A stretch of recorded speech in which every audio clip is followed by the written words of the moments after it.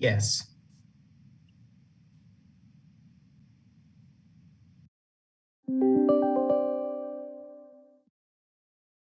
Morning, everyone. There he is. Morning. Sorry about that. I had a meeting that ran a little too long. We got everybody that we need? I think the only person who is not on is Secretary Johnson. I don't know if she was attending or not. I'm gonna give her a few minutes or. Yeah, I think everybody was going to be in attendance. Let me check with Carla real quick. Make sure. Okay.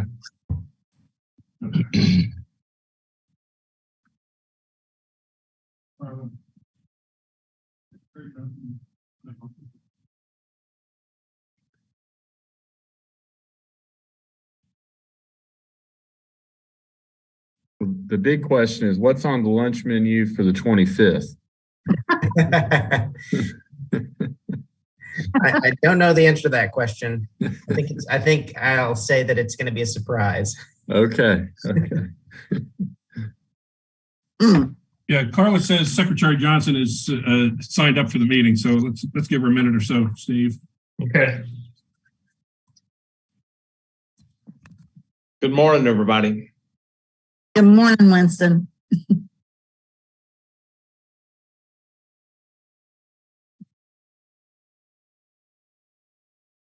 Listen, we're holding on hold for a couple of seconds for Holly.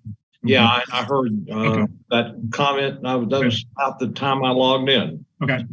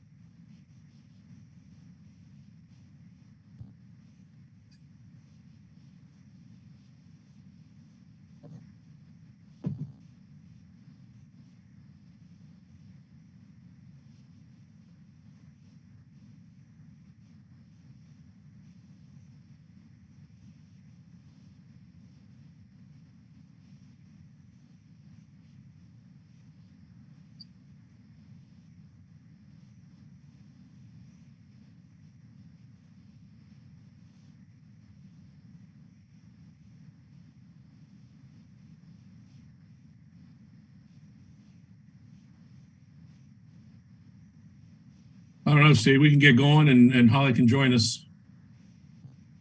Okay. Your Sounds call. good. Your call, obviously, but That's perfectly acceptable. Thank you very much.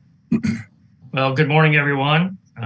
Welcome to the Finance Committee meeting for the Kentucky Housing Corporation, May 18th, 2023. I would ask if there is a quorum. We have a quorum. We do have a quorum, and the press has been notified. Thank you, Samuel.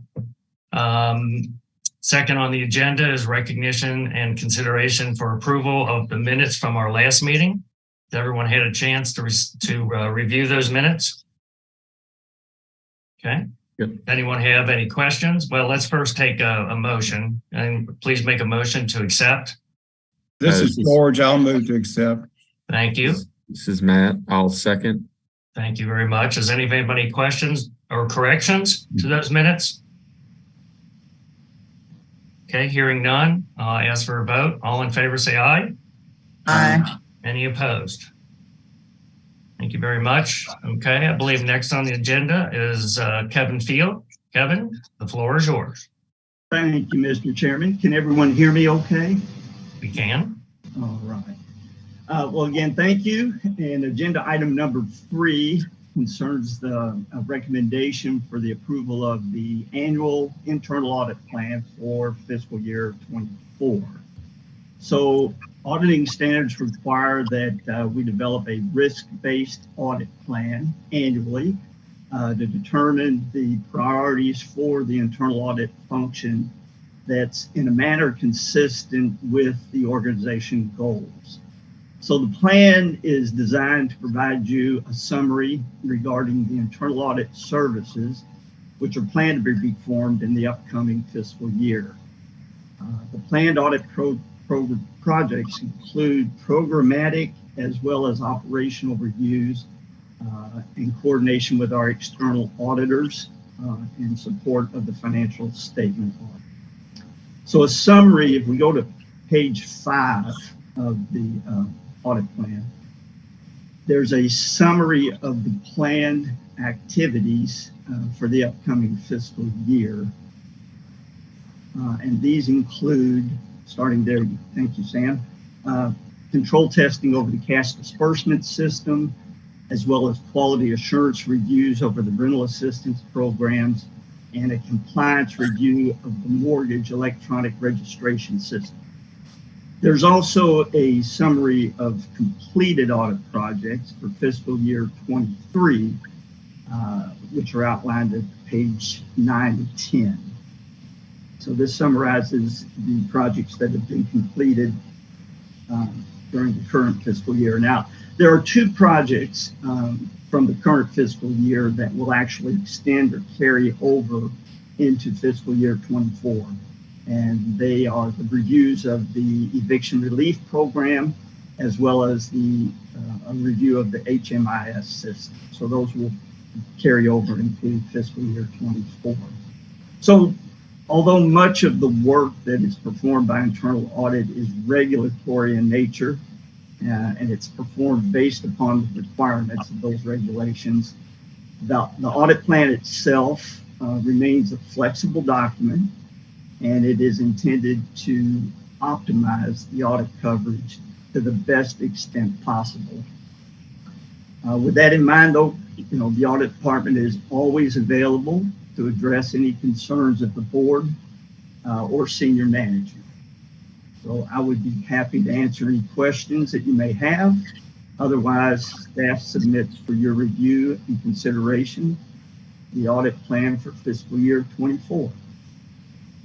Thank you, Kevin. Does any members of the committee have any questions for Kevin?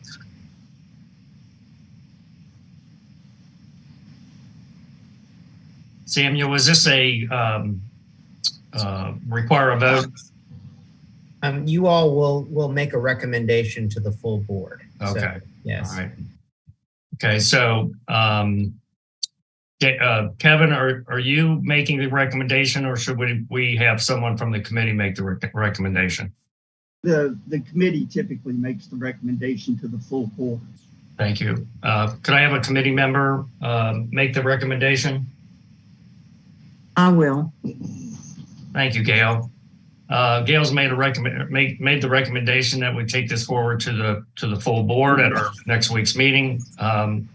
As for all those in favor, say aye. Aye. Any opposed? All right, passes. I don't have the agenda in front of me, so I don't know who's next. Samuel.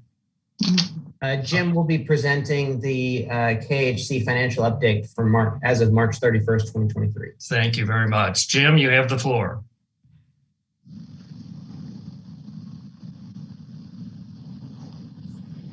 Might be on mute, Jim. You never sounded better, Jim. My video's on and my mute's off. Oh God, that's the worst possible combination. Good morning, everybody. Is my sound better now, Steve? It is. All right, on the first schedule, there we go. This is the pro forma statement of net position for the third quarter. The third quarter is behind us. If you look at line D, there we go.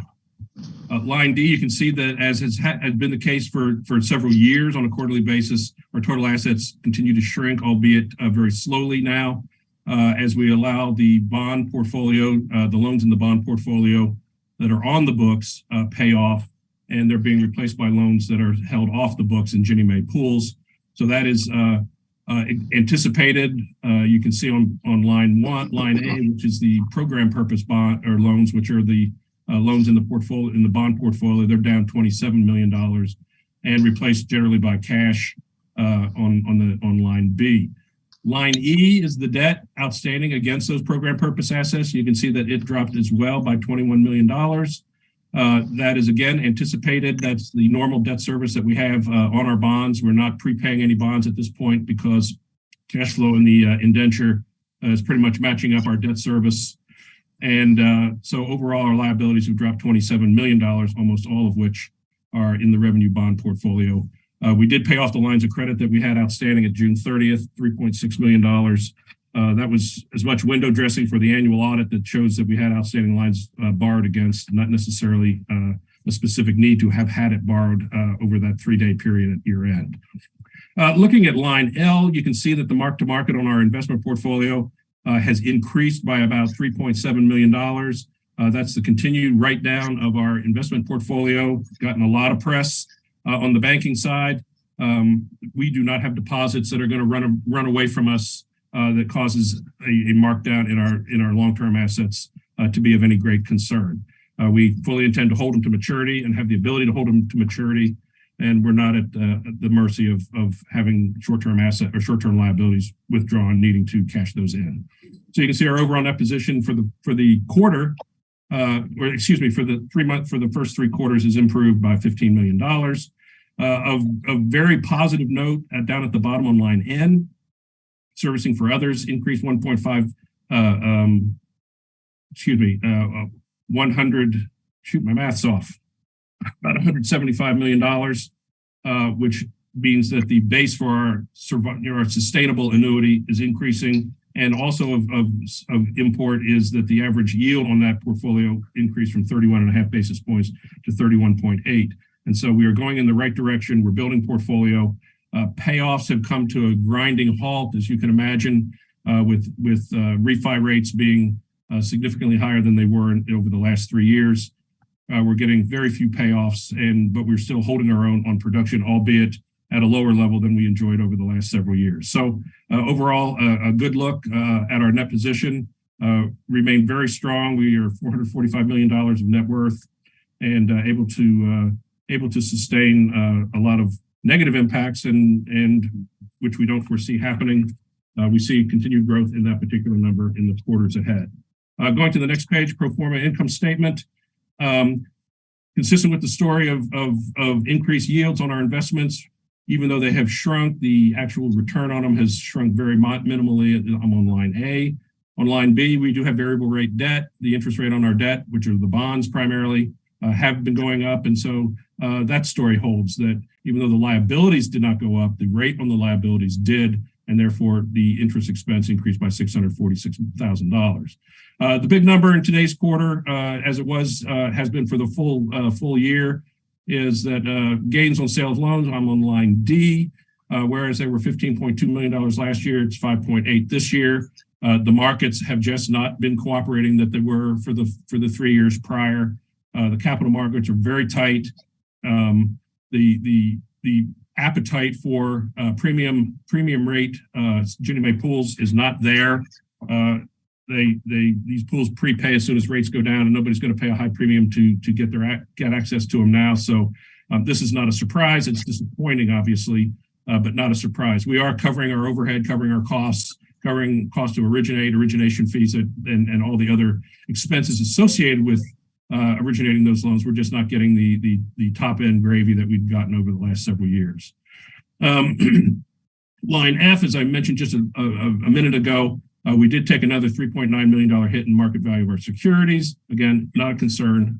We don't have the same situation that the banks do. Going down to line H, G&A expense, it looks like a $6 million increase in G&A from last year to this year. Those of you who were on the board and the committee last year, remember we did take an adjustment to the pension expense in the 9 months ended March 31 of 2022, recording a negative expense in the G&A expense. It's kind of an accounting anomaly, but there was a big credit in 2022 for the correction of the accrued pension liability.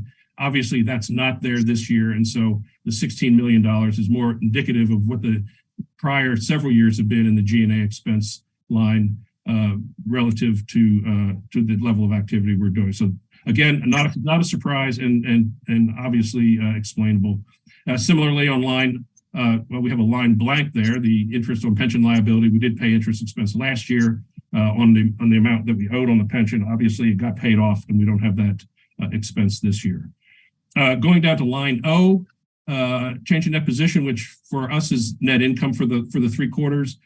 Still a respectable $15 million bottom line, positive. Obviously lags 3 months ended March or 9 months ended March of 2022 by a substantial amount. Again, almost exclusively due to the reduction in the gains on sale of loans in the single family lending area. Again, the net position $445 million. We do have a mark-to-market reserve or the mark-to-market hit. Excuse me. With $18 million this year versus $36 million last year. So again, given the difficult market, particularly on the single family origination side, we are continuing to produce loans, produce them at a net profit to the bottom line, and enjoying the benefit of payoffs slowing down significantly so that the annuity that we built up over the last 3 or 4 years is continuing to throw pretty good periodic income to the bottom line. So everything's pretty much hitting on all cylinders. So, and looking forward for the next 3 months, no great obstacles in the way. We should close out the year in a pretty decent way. Where'd the cash go? Where's it come from? The highlights here, line B. We had a significant outflow of cash flows last year versus this year. That was the payment of the pension. And so we're back to a little bit more normal. Then you look at the bottom, the 2023 levels of activity trail the activity levels of the 9 months ended of March of 2022. Those are almost all single family funding metrics. And so single family loans are running about 75% of where they were last year. And so the cash flows resulting from those are down about 25% as well. Moving on, this is the analysis of overall fee income. Where's it come from? Where do we have it? Well, this schedule is on revenue. I'm going to zero in on 3 items here. Line E, temporary COVID funds. We're running $3.5 million behind last year. This is not a news flash. HHERF is wound down, and so we're going to lag on revenue coming in, or admin fees coming in from primarily HHERF. That's matched by a significant drop in expense, which we'll cover in just a minute. The highlights really for the quarter or the 3 months is lines G and H. Servicing on single family activities are $900,000 over budget. We've talked about this a little bit during forbearance. Borrowers were not making their payments, and as a result, we were not earning servicing fees on those payments that we didn't get. In some cases, the loans they were in forbearance for 36 months, and so there was this pent up, unreceived, unrecorded servicing fees that have flushed through in this fiscal year as HUD and Fannie Mae and the other insurers have done partial claims and loan modifications to where all of that pent up servicing fee income has flushed through this year. We anticipated some of that, but we didn't anticipate it to the level that it's actually come in. The level of year-to-date actual, if you look at the middle column on line G of $8.3 million, that number will be down next year. You'll see that in the budget because we have received most of those pent-up servicing fees in fiscal 23. Then the next line H, which is rental production fees, $1.8 million ahead of budget. That account, we've talked about this several times over the last 4 or 5 years, that is subject to the timing of projects. And so we could have tremendous over budget through the third quarter, and that number will actually decrease as a result of what happens in the fourth quarter. So I don't anticipate that getting bigger. I actually can anticipate it getting a little bit smaller as the budget then catches up to the projects that have closed during the year. Overall, if you go down to line N, we are behind on revenue. We're behind $3.5 million in revenue on admin feeable activities and $2.7 million ahead of budget on more of the enterprise activities that we do. Line O, compared to our operating expenses, which is on the next page, but we're $3.3 million favorable to budget, and that translates almost exclusively into the under budget on line E, being the temporary admin fees or the COVID funds coming through in admin fees on line E. So the basic surplus then is we're $2.3 million. I'm on line P here, $2.3 million ahead of budget, which should survive to the bottom line reasonably intact for the full fiscal year. Looking at expenses, that makes up the $3.3 million favorable to budget on the expense side. Clearly on line D, $2.5 million of that is being favorable to budget on personnel costs. Again, HHERF primarily wound down and was not running at nearly the tempo it was budgeted to run. As we got rid of and laid those people off and quit using contractors, we were significantly favorable to budget there. A couple of the other lines that were favorable on foreclosure costs and release fees. Again, we anticipated loans coming out of COVID forbearance to result in more foreclosures faster than has happened. And so we're under budget there this year. I think we have a fairly robust budget amount for next year. Again, there's a time lag on how some of that stuff has come to fruition this month or this quarter. A couple other lines here. Line O, liquidation shortfall, that's a function of payoffs. And so as we've said, the payoffs have dropped significantly during fiscal 23, and that number has dropped proportionately. And employee development, we're very favorable. Line L, $144,000. We've been busy, and a lot of people who had planned on getting training and doing some development, there hasn't been time for it. And so there's going to be some catch up. You'll see that in the 2024 budget as people do have a little bit more time to catch up on the many things that they're required to know, particularly on program administration and grant administration, so that they're up to date on all the metrics of the various grants. And so pretty good three quarters worth. The downside is the gains on sale of loans, but we're still originating loans at a profit as we should be. And so I think this is a good one for the books. And fourth quarter, no surprises. I don't envision any surprises. And so we'll finish the fiscal year on a pretty good note. Fantastic. Thank you, Jim. As always, very thorough and to the point. Does any members of the committee have any questions for Jim?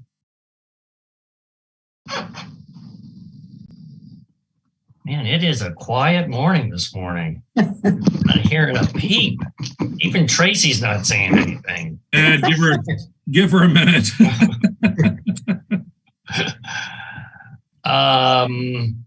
Let's see. See, are we making a recommendation as well for this, or is this just informational?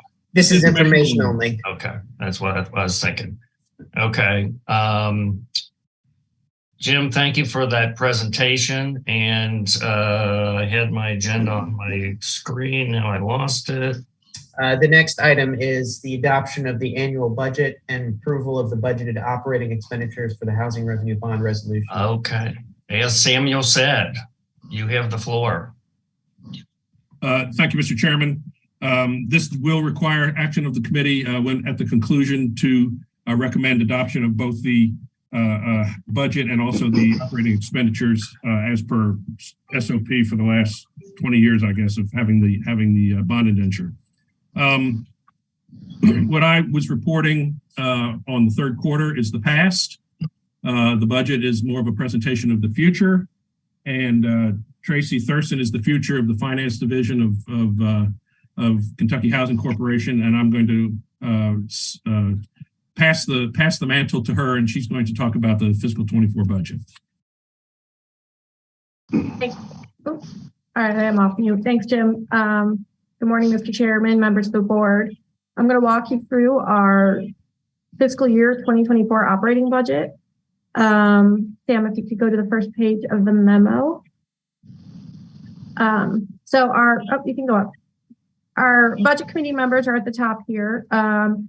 It took a work of a lot of folks to prepare this budget. One person that is omitted from this that should not be and will be corrected in the full board meeting is Kendrick Vonderschmidt. He is our managing director of corporate planning and accountability, and him and his team met with all the areas of the corporation to prepare this operating budget. He is on the call this morning. Michael Bianco, our controller, and his accounting staff also assisted with this, and Mike is also on the call. I think the best way to approach this is I'm going to walk through this memo and then go through a couple schedules to show you the fiscal 24 proposed budget. So Kentucky Housing Corporation enters fiscal 24 in comparatively good financial condition, coming off what is projected to be a profitable fiscal 23. That said, the corporation continues to deal with what can be described as the most daunting challenge in its history, the coronavirus pandemic. The corporation has effectively administered various stimulus and relief efforts over the past 3 years, providing necessary relief and support to Kentuckians during an unprecedented time. Fiscal 23 has seen a wind down of some COVID relief programs, specifically HHERF, as well as some growth in legacy programs as a result of additional federal funding appropriations. As is always the case, the overall health of the organization is a function of generation of sufficient revenues to provide adequate capital resources to accomplish its goals, and in times of need or to meet cyclical activities, access to sufficient capital, both internally retained capital or through arrangements with capital lending markets, to have resources outside the corporation. Corporation's sound financial practices over the past several years have put the corporation on a reasonably solid footing to weather the new world environment, having benefited from historically low interest rates, significant refinance and buying activity in the housing mortgage market, as well as exiting the pension plan, significantly reducing the corporation's pension expense. For fiscal 24, revenue sources of the corporation's normal activities are budgeted to increase slightly due to increased federal funding appropriations in our homelessness and weatherization programs. These increases are offset by decreases in income generated by the corporation's homeownership program and loan servicing division. Current economic conditions, such as rising interest rates, increased housing costs, shortage of housing inventory, and global inflationary pressures have impacted the ability for first-time home buyers to achieve homeownership in this environment. Upwardly mobile home buyers the past several years are staying put in their current houses with their low-rate mortgage, resulting in a shortage of entry-level housing stock. Changing in market conditions has also impacted the ongoing success of the corporation's secondary market mortgage purchase program. Jim talked about this a bit with our quarter 3 update. Our gains on sales of loans has decreased significantly. The source of revenue has been unpredictable over the last year and continues to be subject to market forces. Successful loss mitigation strategies causing many loans exiting forbearance and becoming current resulted in 2 to 3 years of accumulated fee income being realized in fiscal 23, which Jim referenced. This will not continue into fiscal 24. Rental production continues to be strong, although the timing of these earns can be unpredictable and a challenge to project. And revenue sources from COVID-related programs, such as HHERF, decreased significantly at the end of 23 and will continue to decrease in 24. Revenue related to our housing assistance program, HOPE, is expected to increase slightly in 2024 as long as the funds remain available for obligation. So the budgeting process in itself, it requires that management estimate and establish the level of activities for the next fiscal year, ensuring there's sufficient anticipated resources to fund those activities. A valuable exercise in budgeting analysis is the comparisons of budgeted amounts to actual results to confirm the reasonableness of the actual activity versus which was anticipated, and just as importantly, to refine the basis for a future period's budget. Though final fiscal 23 figures will not be known for several weeks, based on year-to-date we essentially forecasted 2024 budget based on 2023 projected actuals. So the proposed operating budget for fiscal 24 builds on the financial progress made over the last few years and reflects the continuing impact of the corporation's ongoing management of operating expenses, the search for increased revenue, and the assessment of delivering our mission through optimization of our available resources, all set against a backdrop of the current economic environment. The budget proposes for continued funding of some necessary cyclical infrastructure expenditures and initiatives in the corporation's business planning. Succession planning and employee development continue to be a high priority in 2024. The portion of the proposed budget in support of the housing finance program, $2 million, is to be funded by the HRB, reflects decrease from fiscal 23 as the HRB portfolio continues to decline in size. The 2024 budget reflects funding levels based on recurring legacy federal appropriations sufficient to fund the corporation's activities through June 24, with staff and management attention given to maximizing admin fees. To that end, and this is pretty new, we proposed this last year, but is actually in place for fiscal 24. The corporation successfully applied and was approved for a negotiated indirect cost rate, NICRA, as it's called, with the Department of Housing and Urban Development in fiscal 23. The 24 budget estimates reflect the use of the approved NICRA. Using a NICRA accomplishes two primary outcomes. First, with high pension costs of the past now out of the reimbursable cost build, it's necessary to properly allocate indirect expenses to ensure we recover the maximum admin dollars available for costs we've been incurring for years that were not passed on to programs. Second benefit is it gives management an objective, effective tool to measure relative cost benefit of each corporate activity, which is important for making resource allocation decisions.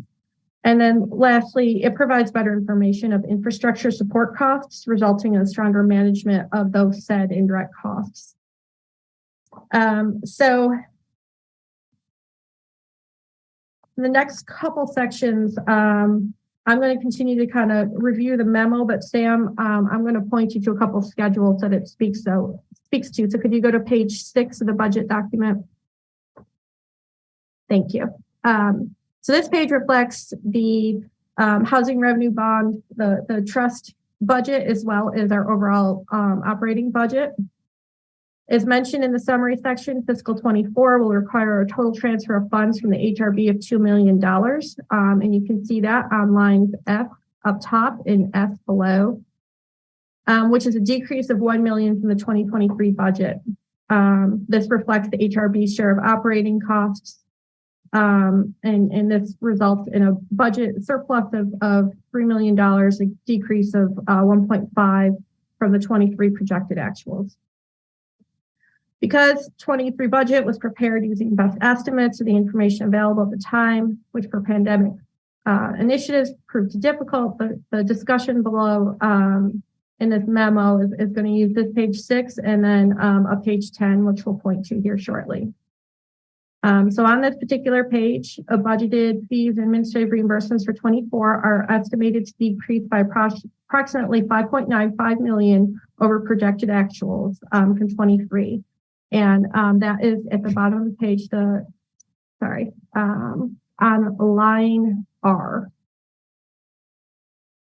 So this consists of a $7.58 million decrease of HHERF, which is line M, a $640,000 decrease in homeownership and loan servicing fees, which is lines L and P, and an $800,000 decrease in rental production fees, which is line O, offset by an increase of $2.4 million of legacy programs, such as homelessness programs and weatherization, which is lines I, J, and K, and then a slight increase in HOPE fees, which is line N. So that's an overview of our fee income, and then you can see, if you'll go to page 10, please, Sam, we'll talk about our budgeted expenses.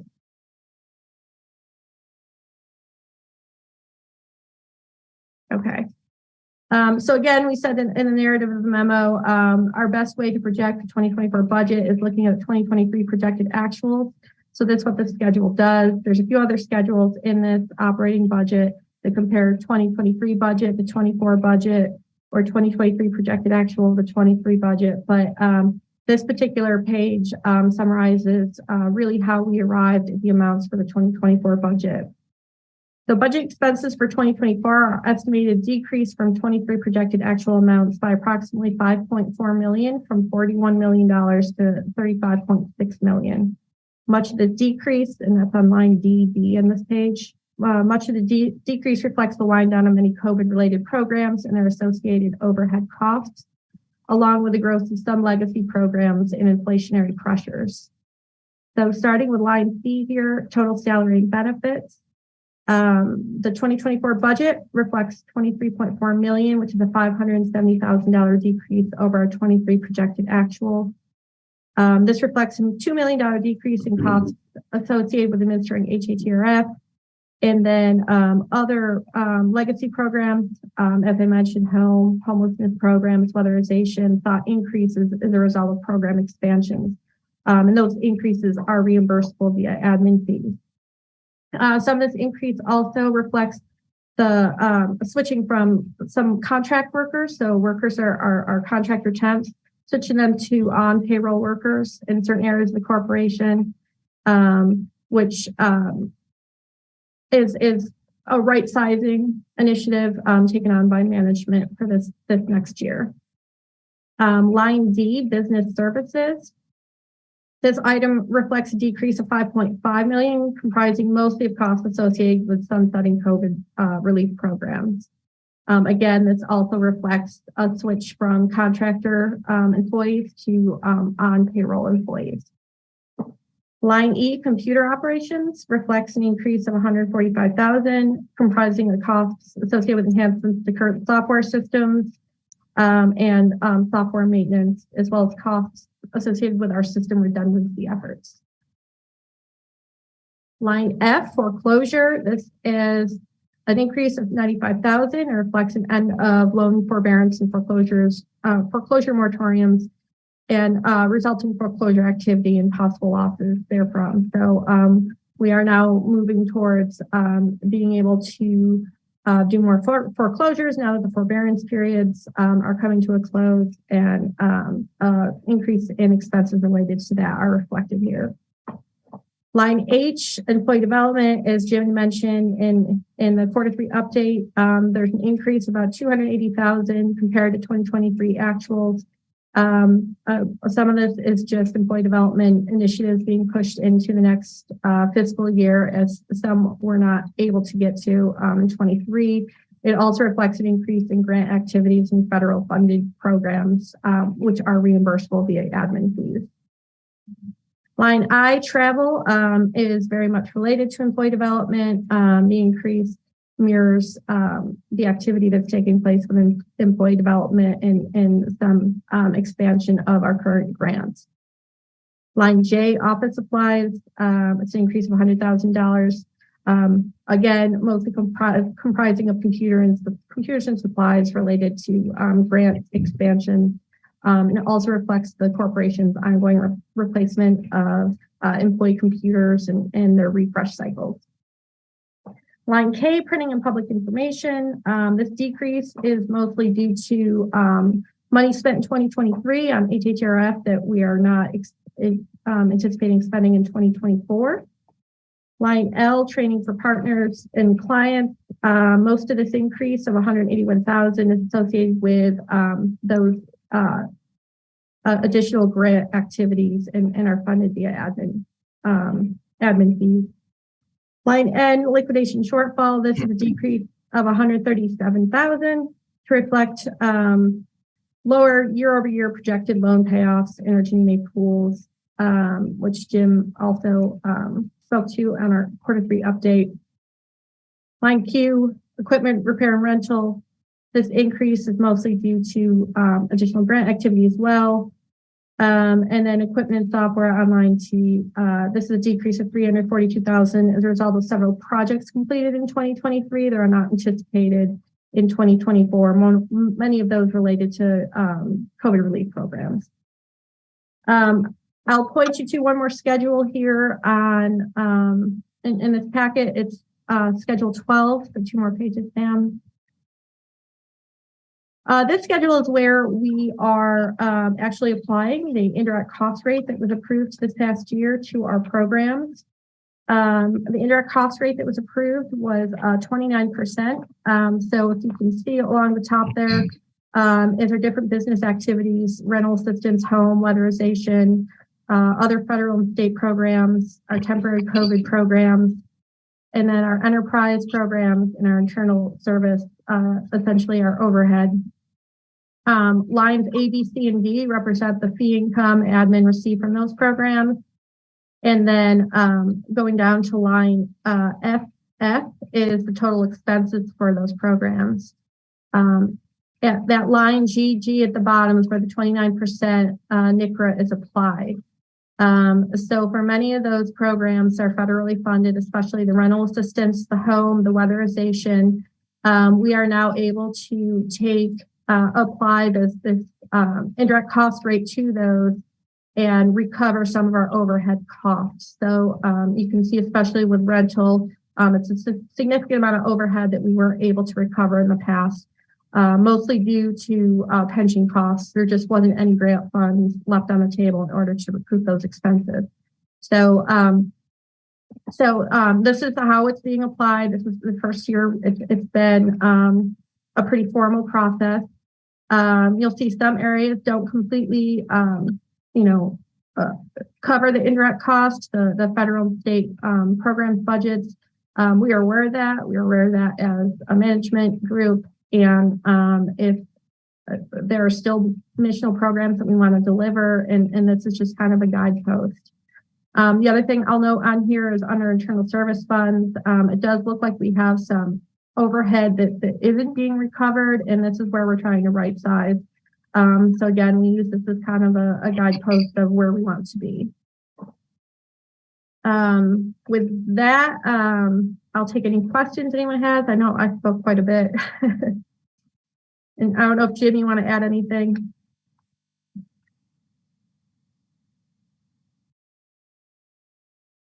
Jim, do you have anything? You might be on mute. I'm trying to unmute. Every button I push doesn't seem to work, but it looks like I got it now. I think Tracy covered it pretty well. The thing about the NCRA is going to be an incredible management tool for us, so that it will improve executive management decision making on where we want to spend our corporate resource dollars in the event that the admin is not sufficient to cover it.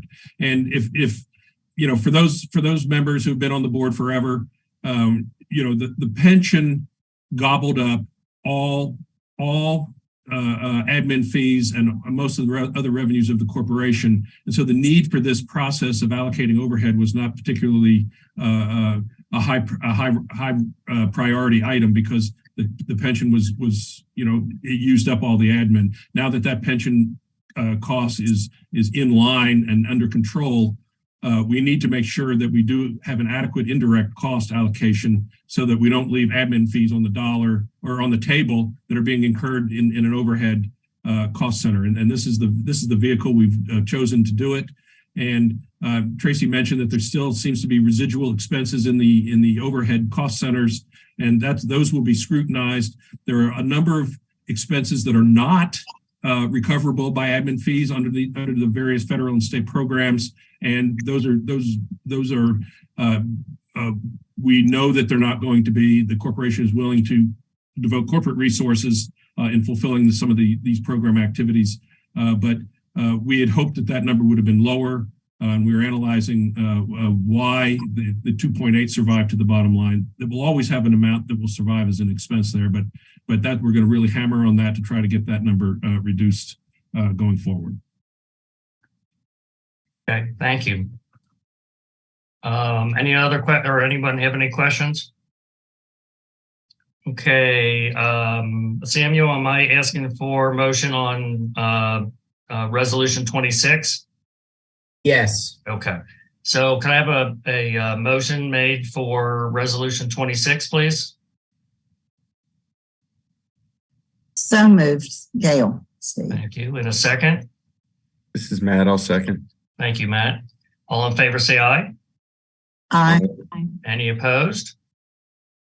Okay, motion passes. Also need a motion for resolution number 27. This is Matt. I'll move. Thank you, Matt. And this is George. I'll second. Thank you, George. All in favor, say aye. Any opposed? All right, motion passes. Thank you, everyone. Back to me, informational items. I do not have any informational items today. I'm certainly looking forward to seeing everyone next week at the board meeting. Hope everyone is there. Does anyone on the committee or staff have anything they want to bring forward? If I may, Mr. Chairman, I failed to mention this before.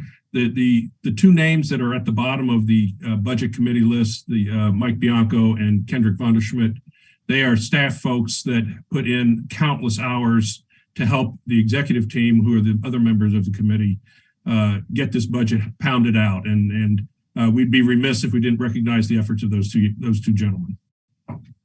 Well, thanks, Jim. It's fine of you to do that. We all realize it's always a tough thing to do year after year, but the navigating the current waters, I'm sure it added some complexities to your task. Okay, unless there's something else out there, I will take a motion for adjournment. Matt, so moved. All right. Everyone in favor of leaving, say aye. Aye. Okay. Thanks, everyone. See you next Take week. care.